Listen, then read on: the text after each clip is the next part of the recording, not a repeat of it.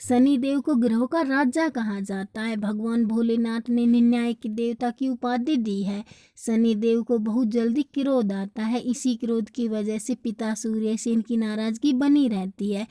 इनके क्रोध से सभी बचने की कोशिश करते हैं, वरना व्यक्ति पर मुसीबतों का पहाड़ टूट पड़ता है। इसलिए इन्हें प्रसन्न करने के लिए शनिवार व्रत रखा जाता है। व्यक्ति शनि दोष से बचने और उन्हें शांत रखने के लिए अनेक उपाय करता है। शनि कृपा से व्यक्ति को सुख और वैभव की प्राप्ति होती है। जो लोग शनिवार का व्रत करते हैं उनको पूजा के समय शनिवार व्रत का श्रवण करना चाहिए। शनिदेव व्रत कथा। एक बार सभी 9 ग्रह सूर्य, चंद्र, मंगल, बुध, बृहस्पति, शुक्र, शनि, राहु और केतु में बहस हो गई कौन सबसे बड़ा है। आपस में लड़ने के बाद सभी देवराज इंद्र के पास पहुंच गए। इंद्र असमंजस की स्थिति में निर्णय नहीं दे पाए, परंतु उन्होंने सभी ग्रहों को सुझाव दिया कि पृथ्वी पर राजा विक्रमादित्य ही इसका फैसला कर सकते हैं, क्योंकि वो बहुत ही न्यायप्रिय राजा हैं। सभी पृथ्वी पर राजा विक्रमादित्य के पास गए और अपने आने का कारण बताया। राजा उनकी समस्या को सुनकर बहुत परेशान हो गए। उनका चिंतित होना लाजमी था, क्योंकि जिसको भी किसी से छोटा बताया तो वही गुस्सा कर जाएगा। राजा की काफ़ी सोच विचार के बाद उन्हें एक उपाय सूझा। उन्होंने स्वर्ण, रजत, कांस्य, पीतल, सीसा, रंगा, जस्ता, अभ्रक और लोह में से 9 सिंहासन का निर्माण करवाया। उन्हें उपयुक्त क्रम में रख दिया गया। सबसे निवेदन किया गया कि कर्मानुसार सिंहासन पर आसन ग्रहण करें। शर्त रखा गया कि जो सबसे अंतिम में सिंहासन पर आसन ग्रहण करेगा वही सबसे छोटा माना जाएगा, जिसकी वजह से शनिदेव सबसे बाद में आसन प्राप्त कर सके और सबसे छोटे कहलाए। क्रोध के आवेश में आकर शनिदेव ने सोचा कि राजा ने यह सब जानबूझकर किया है। कुपित होकर राजा से कहा कि राजा, तू मुझे नहीं जानता। सूर्य 1 राशि में 1 महीना, चंद्रमा 2.25 महीने 2 दिन, मंगल 1.5 महीना, बृहस्पति 13 महीने, बुध और शुक्र 1-1 महीने विचरण करते हैं। लेकिन मैं 2.5 से 7.5 साल तक रहता हूँ। मैंने बड़े बड़े का विनाश किया है। श्री राम की 7.5 आने पर उन्हें जंगल जंगल भटकना पड़ा और रावण के आने पर लंका को बंदरों की सेना से परास्त होना पड़ा। क्रोधित शनिदेव ने राजा से कहा कि अब आपको सावधान रहने की जरूरत है। इतना कहकर शनिदेव कुपित अवस्था में वहां से चले गए। समय गुजरता गया और कालचक्र का पहिया घूमते हुए राजा की 7.5 आ गई। तब शनि देव घोड़ों का सौदागर बनकर राजा के राज्य में गए। उनके साथ अच्छे नस्ल के बहुत सारे घोड़े थे। जब राजा को सौदागर के घोड़ों का पता चला तो अश्वपाल को अच्छे घोड़े खरीदने के लिए भेजा। अश्वपाल ने कई अच्छे घोड़े खरीदे। इसके अलावा सौदागर ने उपहार स्वरूप एक सर्वोत्तम नस्ल के घोड़े को राजा की सवारी हेतु दिया।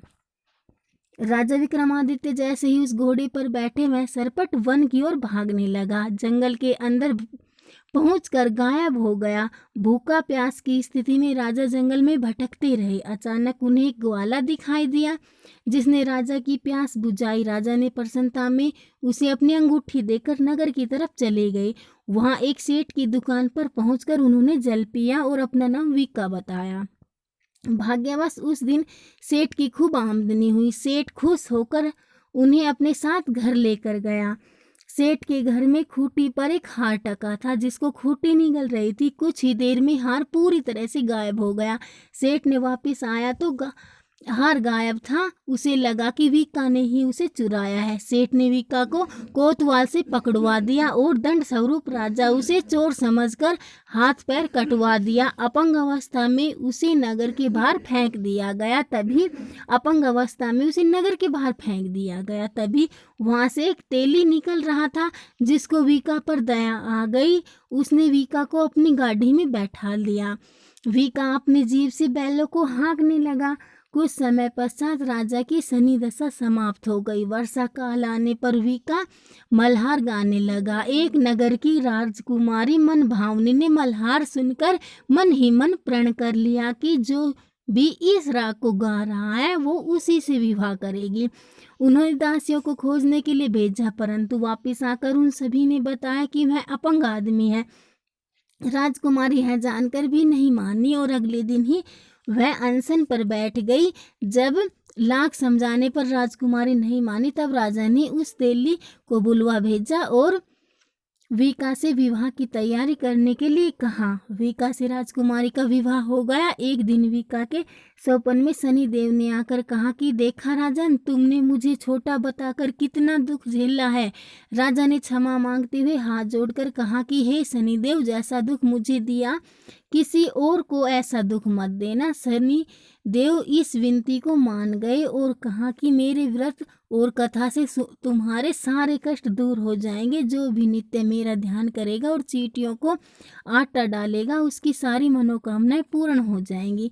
शनि देव ने राजा को हाथ पैर भी वापस दिए। दूसरे दिन जब सुबह राजकुमारी की आंखें खुली तो वह आश्चर्यचकित हो गई। विका ने मनभावनी को बताया कि वह उज्जैन का राजा विक्रमादित्य है। मनभावनी खुशी से फूले नहीं समा रही थी। राजा और नगरवासी सभी अत्यंत प्रसन्न हुए। सेठ ने जब यह सुना तो वह पैरों पर गिरकर क्षमा मांगने लगा। राजा ने कहा कि यह सब शनिदेव के कोप का प्रभाव था और इसमें किसी का कोई दोष नहीं है। सेठ ने निवेदन करते हुए कहा कि मुझे शांति तभी मिलेगी जब आप मेरे घर चलकर भोजन करेंगे।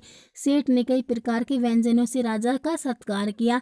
जब राजा भोजन कर रहे थे तभी जो खूंटी हार निकल गई थी वह अब उसे उगल रही थी। सेठ ने अनेक मोहरे देखकर राजा का धन्यवाद किया और अपनी कन्या श्री गौरी से पाणी ग्रहण का निवेदन किया। राजा ने सहर्ष स्वीकार कर लिया। राजा अपनी दोनों रानियां मनभावनी और श्री गौरी को लेकर उज्जैन नगरी लौट आए। सारे नगर में दीपमाला और खुशी मनाई। राजा ने घोषणा करते हुए कहा कि मैंने शनिदेव को सबसे छोटा बताया था, लेकिन असल में वही सर्वोपरि है। तभी से सारे राज्य में शनि देव की पूजा और कथा नियमित होने लगी। सारी प्रजा के बीच खुशी और आनंद का वातावरण बन गया। शनि देव के व्रत की कथा को जो भी सुनता या पढ़ता है उसके सारे दुख दूर हो जाते हैं।